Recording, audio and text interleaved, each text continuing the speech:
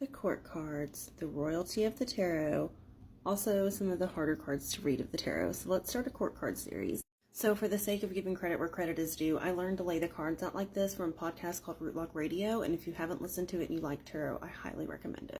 So once you have the cards laid out like this, there are so many different patterns that you can start to see and different ways to look at this. And the way that I want to tackle it first in this series is by doing the page, knights, queens, and the kings. So one of the first big clues whenever the cards are laid out like this is, where is everyone looking? Are they looking to you? Are they looking to their court? Are they looking at their suit? That's going to give us a lot of information. Now on our pages, we'll see that 2 of them are looking to their court and 2 of them are looking away from their court. So what that tells us, here this Page of Swords and the Page of Cups, they're looking to their court. That means they're receptive to the people that are advising them and are elder to them.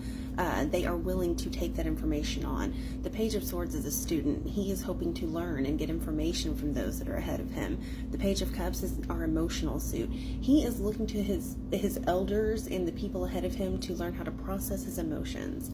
But our Page of Cups is also looking at his cup at the same time. So while he's willing to take that information on, he's also kind of having a look at himself and having a conversation with his emotions. Our Page of Pentacles is very, very focused on the pentacle, on the suit itself. He is really trying to figure out how to nurture this physical thing. Unfortunately, though, he is faced away from those ahead of him. He's not going to be very open to their advice or information. And then we got the Page of Wands here, who's like literally holding his thing in his hand, like he's really only thinking about one thing, and it's not good. And honestly, it doesn't get much better for him. By the time he turns into a knight, he's just like the ultimate fuckboy. He's just running around on his horse, not even thinking about what he's doing. It just, psh. Okay, it doesn't always have to mean that, but if there were some cards that meant that, it would be those cards.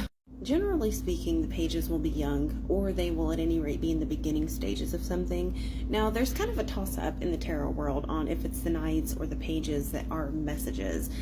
Now, I believe that either one of them could indicate a person that is bringing you news.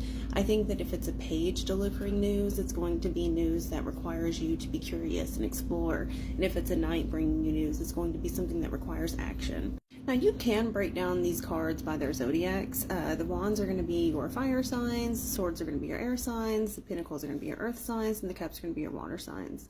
Okay, if you enjoyed this, or if you learned anything, let me know in the comments, and I'll be back tomorrow for Let's Talk Tarot and the Knights.